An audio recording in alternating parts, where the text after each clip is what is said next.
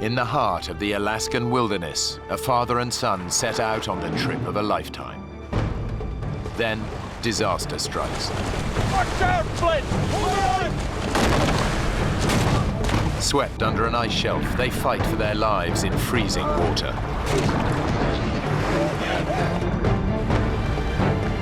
Dad, you're gonna swim! They've lost everything and are at the mercy of prowling predators.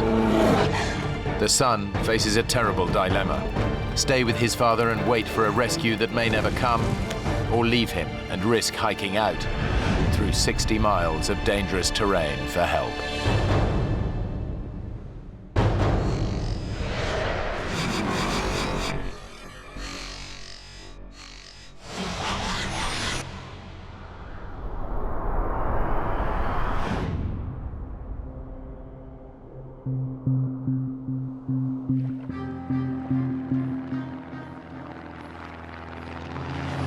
A specially chartered plane has dropped Blake Stanfield and his father Neil in a remote Alaskan wilderness 60 miles from the nearest settlement. How's the raft coming? We're almost there. Good. Get the coffee on. Neil runs a building management firm, and Blake is a doctor. They'd taken leave to spend some time together. My father and I started backpacking when I was a young boy. Always ended up loving that. He taught me to appreciate the outdoors. Isn't it beautiful, Dad? Well, a long way from Oklahoma City. Blake and I are good friends. We talk every day and share our experiences. He's always been a good kid. Blake's organized the rafting trip as a gift to his dad to celebrate a very special occasion. For my father's 65th birthday, I had planned this rafting trip to the gates of the Arctic as a present to him.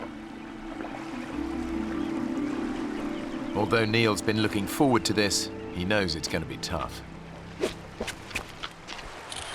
Hey, Dad. Yeah? Man over here? Sure. He'd really wanted Blake to book them on an organized group trip, but Blake had other ideas. Blake is very independently minded and decided that, oh no, we don't want to do that. We want to be able to do whatever we want to do. Since he knew I'd made up my mind, there wasn't much he was going to say that could make me change my mind. Okay, Dad? Yeah. It would have been kind of nice to watch someone else do the hauling and shoving. Come on, Dad. You want to share this with 10 strangers and a tour guide? Matter of fact, yeah. I had never wanted to, and still never want to go on a guided tour. Let's load her up. It was, an experience that I wanted to have with my father, just the two of us. Better get going, Dad. Just checking everything's shipshape. Where in the world did I put that lighter? I got it. Very repellent. Extra strength, very repellent. Almost anywhere in Alaska, you're going to run into many different types of wildlife, which includes bear, and of course that's something that you always need to be prepared for. The gates of the Arctic National Park is spectacular but dangerous. It's home to hundreds of black bears and grizzlies, not to mention roaming packs of wolves. It's 13,000 square miles of near untouched wilderness. Father and son have no way of contacting the outside world. They've packed no radio or mobile phone. Blake's itinerary has them traveling south by raft down the Koyukuk River to the town of Bettles. It should take around 6 days. Let's go!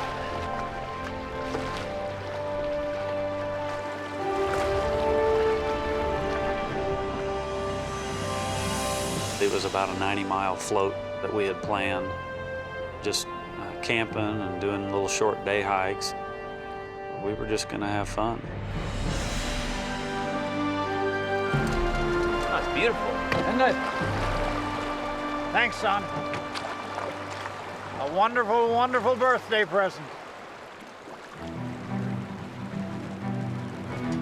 Most of our conversation was just how amazed we were with the beauty that we were surrounded by and how remote it was and how quiet it was. Blake and Neil have deliberately avoided the crowds by arriving in early June. It's 2 weeks before the start of the rafting season, so the men have the Koyukuk River all to themselves. Quite exciting, isn't it? I'm glad I came. We commented on the way down the river that wasn't it great to be the only ones on the river, the first ones on the river that year, and there was a reason, as it turned out.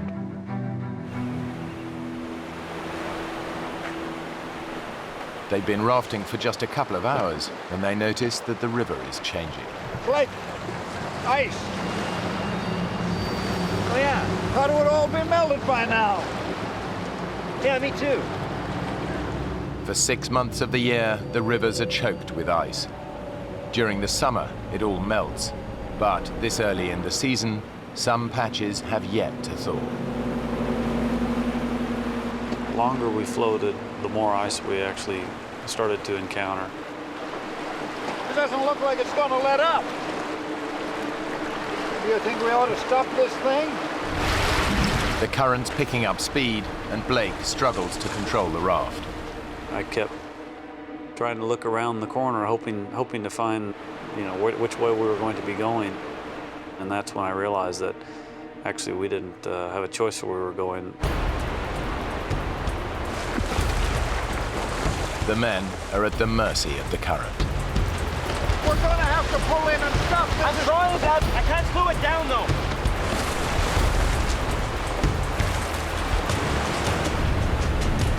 We're going too fast. Let's slow it down, Dad.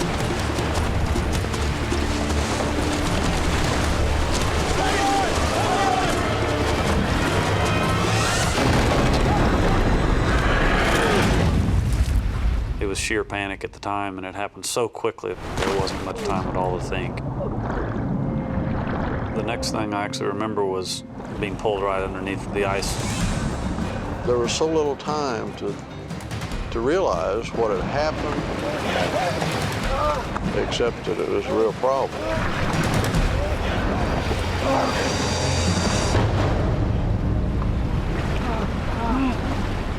It wasn't long before we came up in essentially an air chamber underneath the ice. The air pocket saves their lives, but the ice shelf could stretch on for miles. I remember looking over at my father, yelling at him.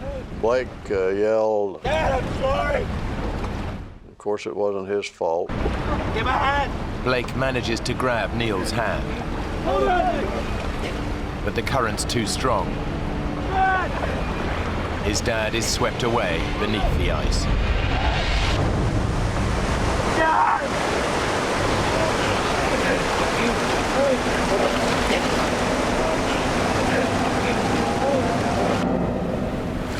The men are spat out from under the ice shelf, but their ordeal isn't over yet. We were being carried rapidly toward the second ice shelf. I saw it coming. I reached up and grabbed it to try to prevent from going under it. Of course, the river was such that I was carried underneath. The roof of this ice shelf is even lower than the last. And the second ice shelf had no room to breathe. I really thought I had taken my last breath. My father and I both ended up with a lot of abrasions to the top of our heads because we kept trying to come up to the air that we were hoping was there. I've never thought of a worse way of dying than drowning, and was certainly thinking that that is how I was going to die.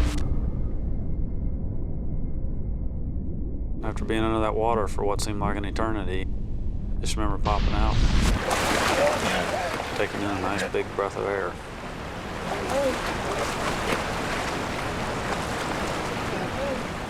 At this time, I had no idea where my father was. He had been pushed up against something and trapped.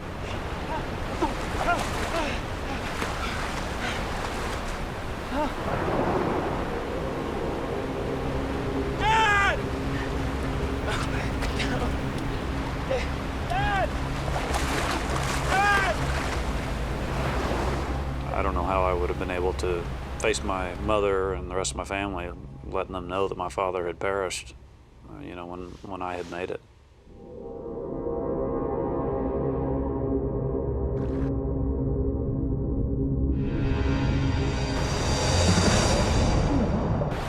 And the next thing I remember seeing was his head above the water. The powerful current is sweeping Neil away. It didn't appear like he was making any attempt to get out of the river. And for all I knew, he was injured and couldn't. Neil's disorientated, but somehow he catches hold of a rock and hauls himself out. Dad, you're gonna freeze! Blake knows that his dad has got to get to shore fast before he's paralyzed by cold and shock. Try to swim! And Blake, in the meantime, is yelling at me, and I can't hear him above the roar of the river. Try to swim for it! Hey! Hey! Here you go! So eventually I managed to get my breath long enough to tell him to shut up. Will you let me think for a minute? Blake was telling me that I had to swim over to him, which was the last thing in the world I wanted to do. Dad! Come get! Getting back in the river is dangerous. But Blake knows it's his dad's only chance. Come on, Dad! You can do it! You can do it, Dad! Dad!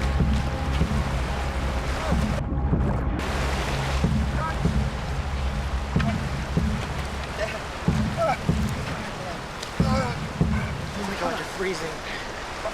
Dad, come here.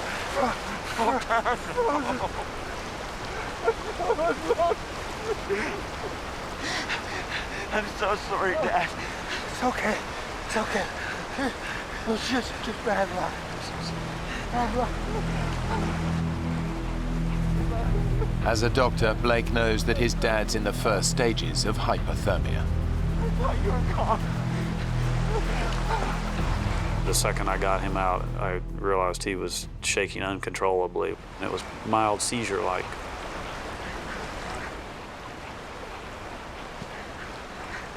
We gotta warm you up, Dad. We gotta warm you up. Blake's desperate. All their spare clothes were lost in the accident. Then he remembers something. The lighter he stowed in his life jacket. It didn't get washed away, but it's soaking wet. When I pulled that lighter out of my pocket and hit the button, that torch lit up, and maybe we were going to be able to have a fire.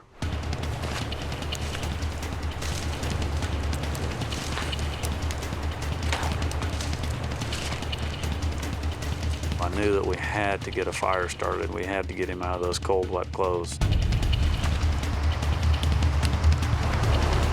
We gotta get you dry. It's okay, Dad. You're gonna be okay. All right? Neil's wet clothes are making his temperature fall even faster. It's okay. Basically, while this fire got started, I hugged him and tried to give him some of the warmth that I had. Eventually got him to where he wasn't shaking anymore.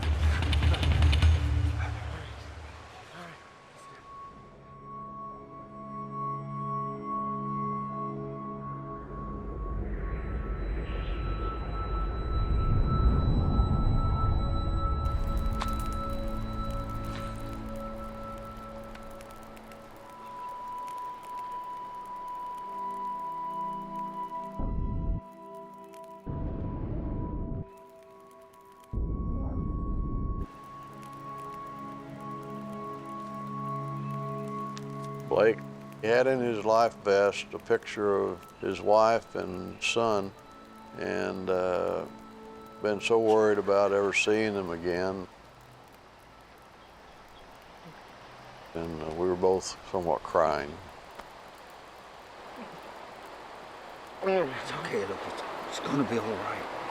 I'll be back home. But Blake knows their prospects are bleak. They're stranded in a remote wilderness and nobody expects them back for at least a week. Their raft is lost, along with all their food and gear. Worse still, The reserve is teeming with hundreds of wolves and bears. I think at that point we realized that we got some big problems. Getting colder now, the sun's going down. You think we ought to find a more sheltered spot? Yeah. You okay to move? Guess I'll have to be.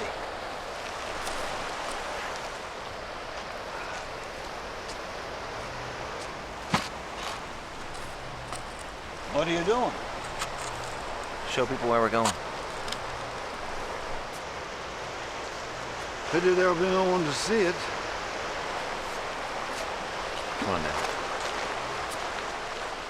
Blake and Neil set off to look for shelter. Blake lost his boots in the accident, but his pace still leaves his father lagging behind.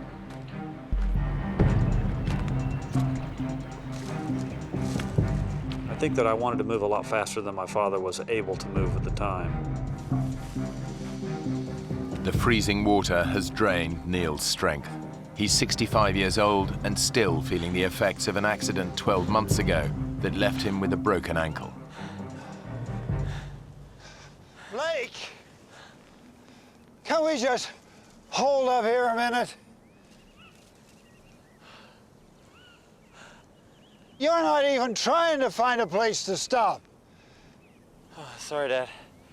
I just got carried away. There's no way we're just walking out of here. We're gonna have to find a good campsite and stay put. How agreed? All right. Okay. Give me your hand. Here we were in the middle of this vast wilderness, a good 60 miles from the nearest human being. No one was expected to be flown into the area for at least 2 weeks after our trip. We were alone, and we were going to have to endure or survive until either we found a way out of it or someone came looking for us. It's the rainy season, so the men set about building a shelter to protect them.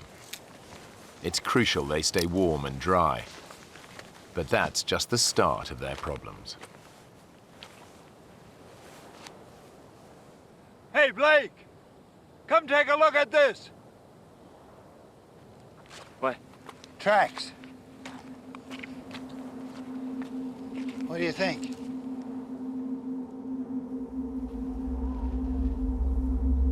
Black bear?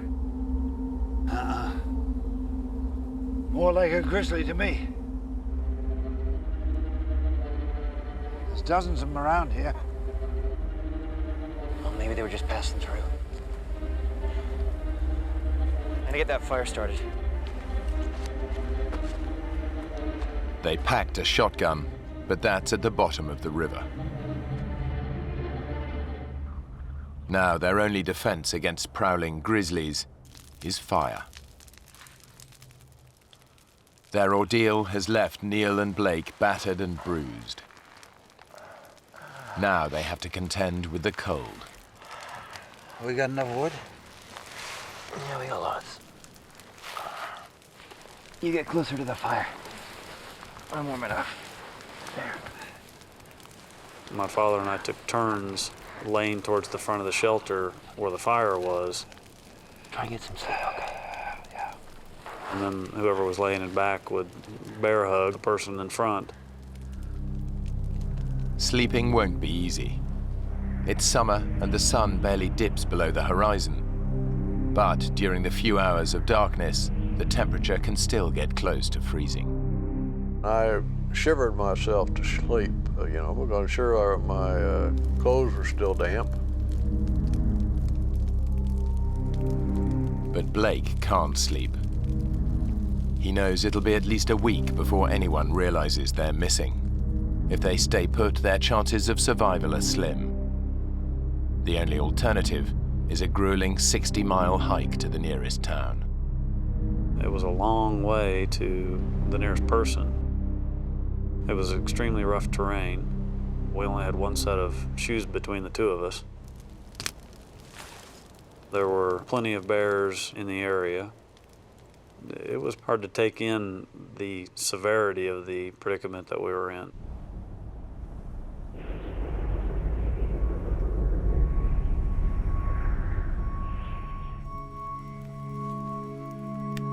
During the night, Blake has made a tough decision.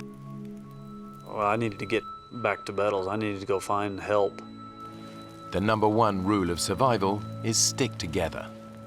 But Blake knows his dad isn't up to the hike. Dad, you okay? Yeah. Pretty sore, though. You slept? Not so much, no. You know, I've been thinking. We gotta get ourselves organized. We gotta build up a nice big pile of firewood. Maybe make some traps. We're gonna need some food. I'm going for help, Dad. Help? From where? Blake had no doubt given it a lot of thought and decided that he could conquer this problem and hike back to Bettles. Bettles is 60 miles away. This is just plain crazy. Look, we talked about this. First rule of survival, stick together. Dad, I know all that, but no one else is going to be coming down the river for weeks. We can't wait that long. You trying to get yourself killed? Have you even looked at the map? There's a darn great river in the way. I'd ask him how in the world he was going to get over the Tingayuk River to our south, which appeared to be a pretty good-sized river, and he said, I don't know, I'll find a way. Yeah? How? This isn't some little stream. This is an Alaskan river in full flow. Now, do you have any idea how powerful that is? Yes, Dad, I was in one yesterday, remember? We're on our own, Dad. No one's coming. I'm telling you not to go. Leaving him alone was a hard decision, but I think he knew I was stubborn because I inherited that from him. You're really going, aren't you? Yes, sir, I am. I'm really going. Because if I don't, we're going to die here, Dad. You're gonna need the knife. And the lighter. Now, what about the bears? You saw all those tracks. Well, you got the fire. That should keep them away. I meant you, son. What about the bears? I love you, Dad.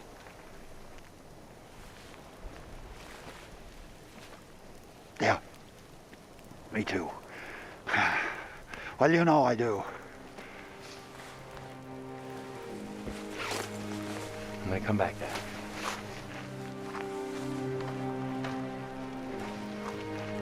Now, don't get yourself killed, you hear? I was emotional when he left. I felt alone and very concerned about being alone,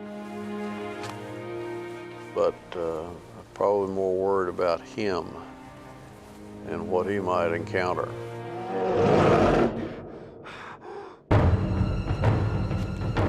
Ahead of Blake is a 60-mile hike south to the nearest town. In such a vast expanse, he can't afford to get lost. One wrong turn could spell disaster. Now Blake's made a gut-wrenching decision to leave his dad alone and hike out for help. He's heading south for the town of Bettles, 60 miles away. The biggest obstacle in his path is the Tingayuk River. But first, he has to find it. Because of the scale of this map, it was a little bit difficult telling exactly where we were. I didn't have any great landmarks.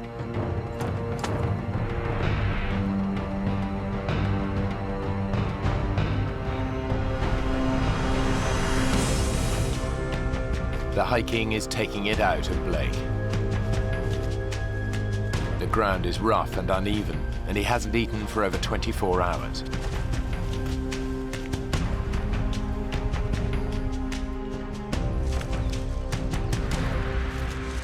But he's still making good progress. Just a few hours after leaving his father, he hits the river.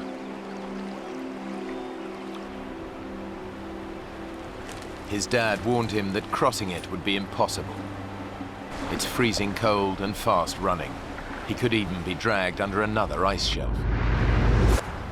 But Blake promised to get help, and the only way he can do that is to plunge in. As soon as I started to cross, the water was flowing fast enough that I realized I was just going to have to jump and swim over to the other side.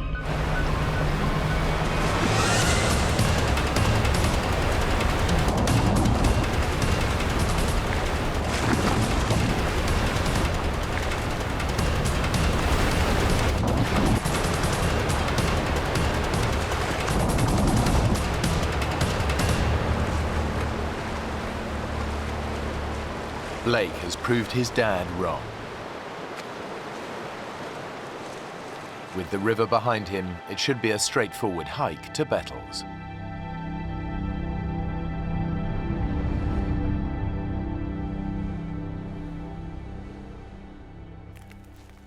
Back at camp, 65-year-old Neil is hungry and tired.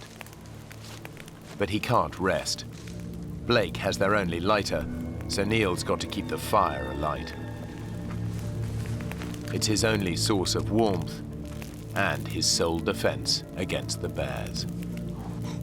The difficulty of keeping the fire going was essentially being able to walk with only stocking foot waders on really rocky soil. Neil hopes the fire will be enough to keep the bears and wolves at bay, but he also shouts to try to discourage an attack. Anybody home? Come on down and join me. Despite his hardships, what really preys on his mind is what might be happening to his son.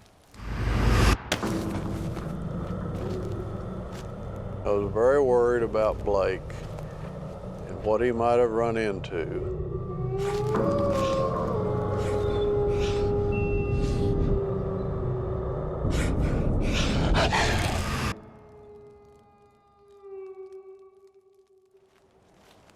Like his dad, Blake is trying to frighten predators away by singing aloud. All night long, never got tired. Most of my songs were moose tunes and bear tunes, which was really quite ironic. I went out walking in the woods one night, all alone, pale moonlight. I hid myself in a tree up to see what I could.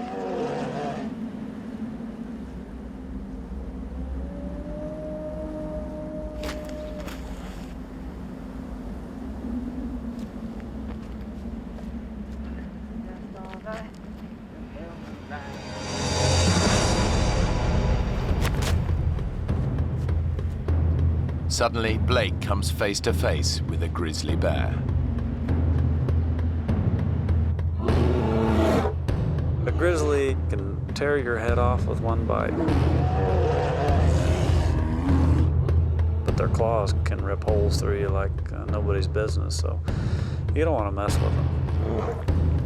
The bear is some way off, but even the slightest sound could alert it to Blake's presence.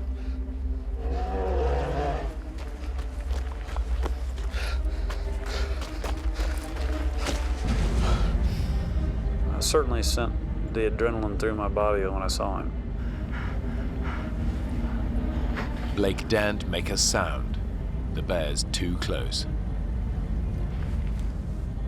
It was scary seeing him out there. He wasn't far enough away for my liking. The bear hasn't spotted him, but grizzlies have a sense of smell 100 times more powerful than a human, and can pick up the scent of prey from more than 2 miles away. But Blake's in luck. He's downwind of the bear, and his scent is carried in the opposite direction. But the wind could change. He risks making a run for it.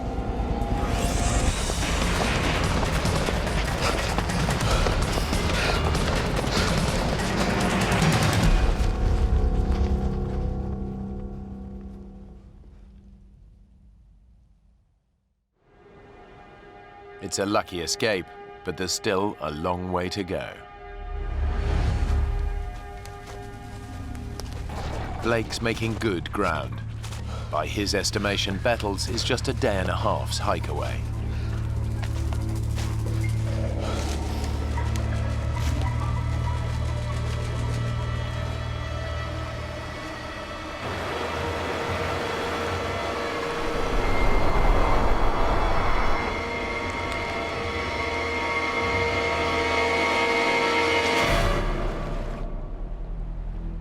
This is the Tinyaguk River, the one Blake thought he'd crossed earlier that day.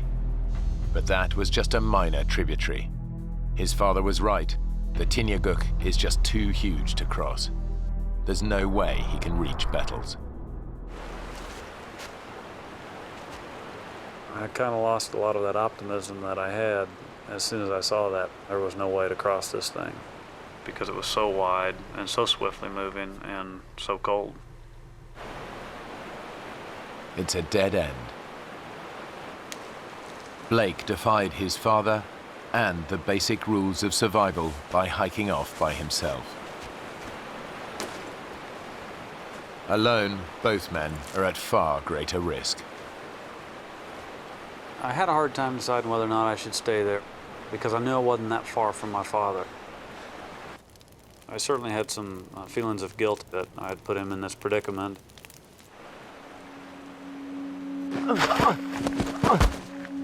Now the mental and physical strain of the last 2 days finally catches up with him. I realized I needed to rest. That was something my body was asking for at the time, because it had been a long sludge.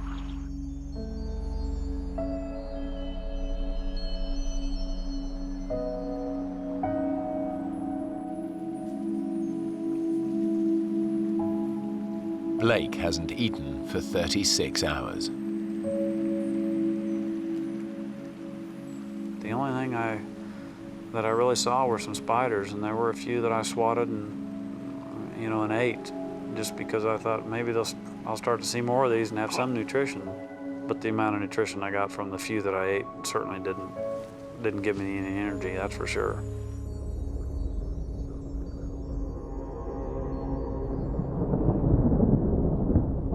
I was awakened by some raindrops that were hitting me on the face.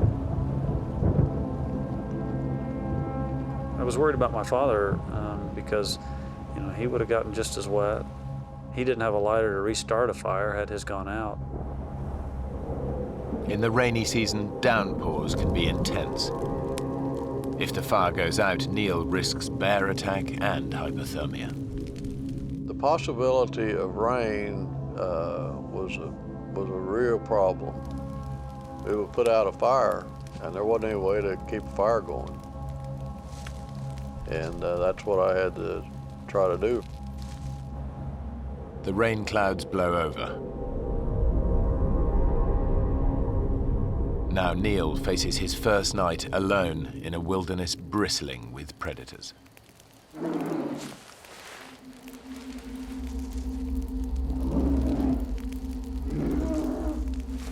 As everyone knows, you try to make noise in the wild with where bears are present. I said a lot of stupid things in order to make noise, and one of them was, "I'm the king of this valley. Everyone who lives here at my pleasure." You want to see me, you have to go through my nights. Blake, where are you? I hope you're all right, Blake. I want to see you back here. His only defense against bears and wolves is his fire. And the difficulty of keeping the fire going was staying awake enough. I would wake up in the middle of the night and maybe have a problem and have to work to get her going again. If the fire goes out, Neil is in big trouble.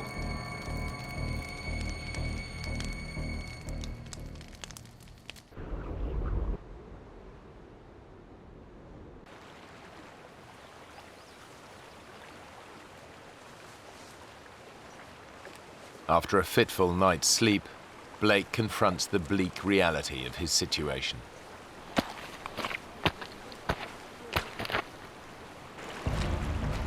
I was distraught when I realized that there's pretty much no way to get to Bettles. I was a long way from what I'd hoped to be my final destination. But he has one slim hope. I kept thinking about the fact that these bush pilots fly up and down these rivers, so they might be flying directly overhead. If he can make himself more visible, he might be spotted by one of these passing planes. Despite his weakened state, he starts to gather driftwood for a signal fire. I actually set one of these log jams on fire, hoping that someone might see the smoke. But even this simple plan fails. Every time I looked up into the sky, the smoke wasn't very white and smoky like you always see in the TV shows. You know, it wasn't that noticeable.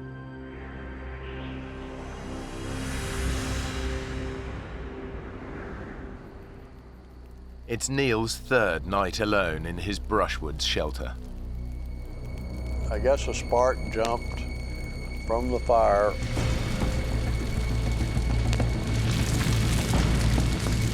All of a sudden, there was a fire going on right above my head, and I'm talking like 18 inches above my head.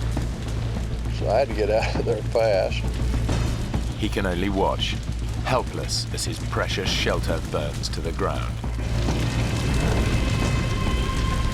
I got out of there and watched as fire just burst into an inferno. Neil knows he must save part of it to light a new fire. Without it, he'll be freezing cold and have no protection from prowling predators.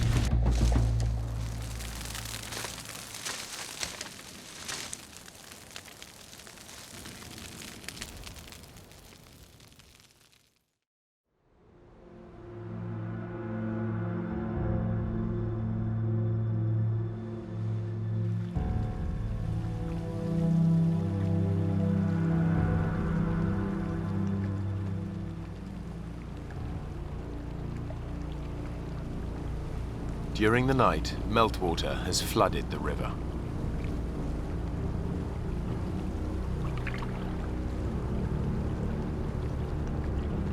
Blake realizes he could be in danger.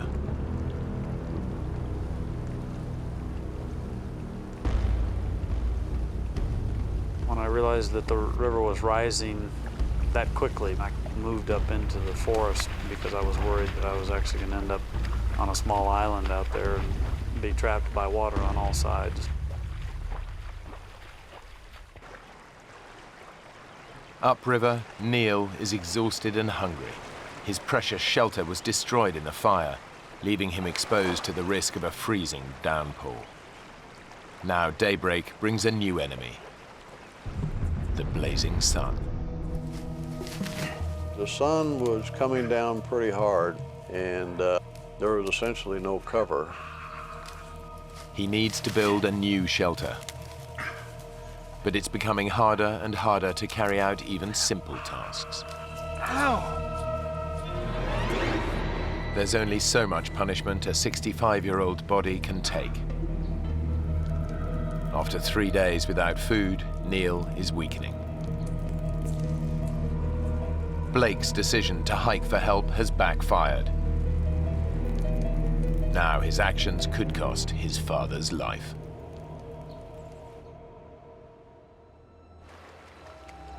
Now Blake is gambling that staying by a major river will increase his chances of being spotted by local pilots. But since nobody knows they're missing, his chances of being rescued are slim.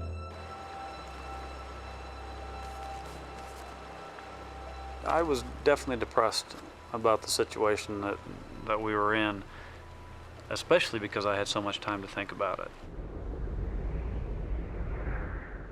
Blake endures another day and night helplessly waiting. his constant fear that his dad hasn't survived his ordeal.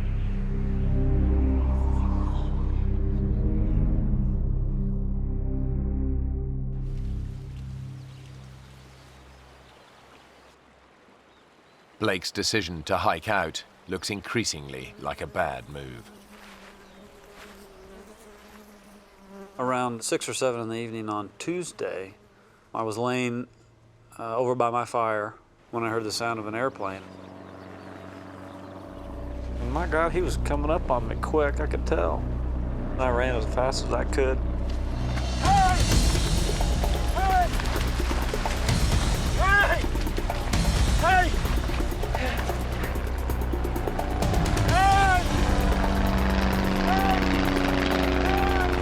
I realized that he spotted me. He'd spotted me. Hey!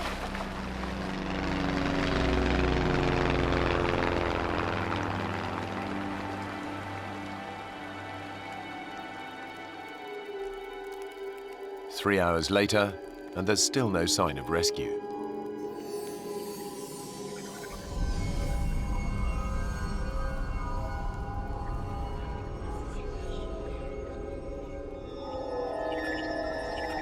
Boy, after a while, I started thinking, did I just hallucinate?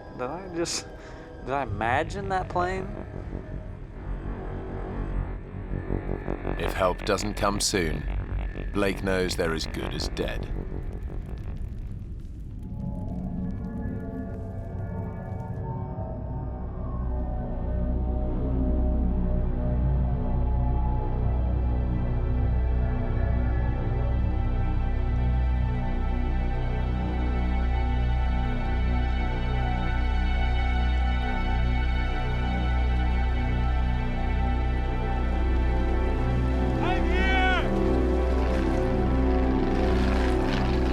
That was the same plane, and as they flew over me, they dropped a bag of stuff.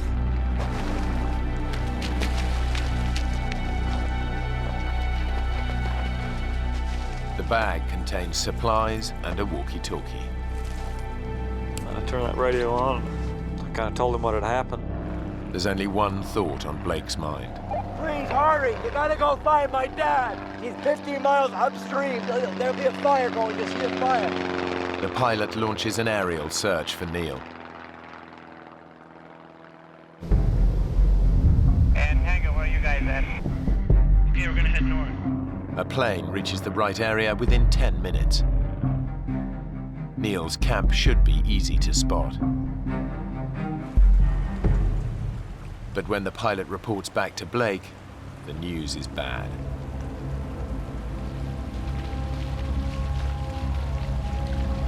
Hey, you gotta go back! He's up there!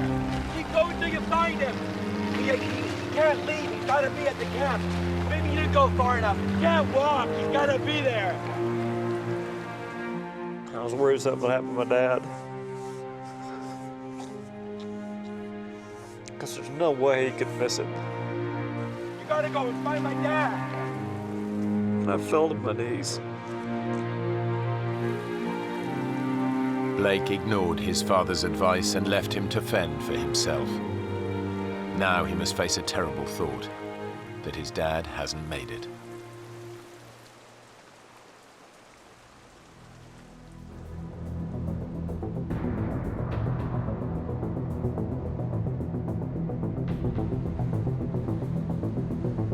The aerial search continues. But in such a vast wilderness, Neil's camp is proving hard to locate.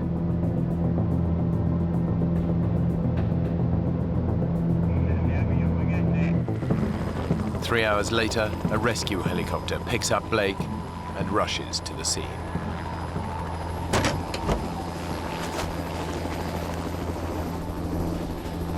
Neil! Neil! You okay?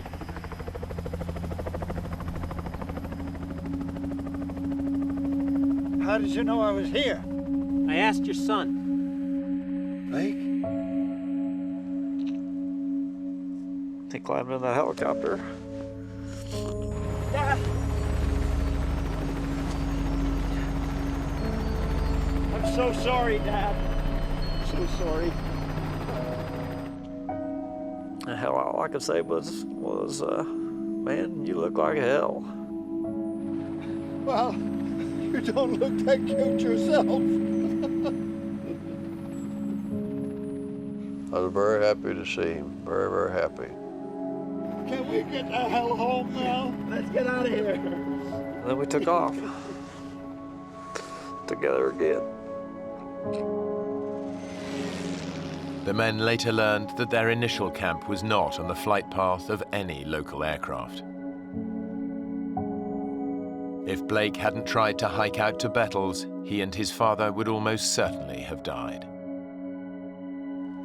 After the accident, Blake moved his family back from Alaska to Oklahoma City to be closer to his mum and dad.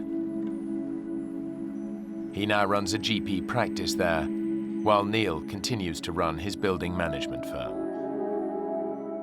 Blake and Neil still regularly go hiking together, but they've never gone rafting again.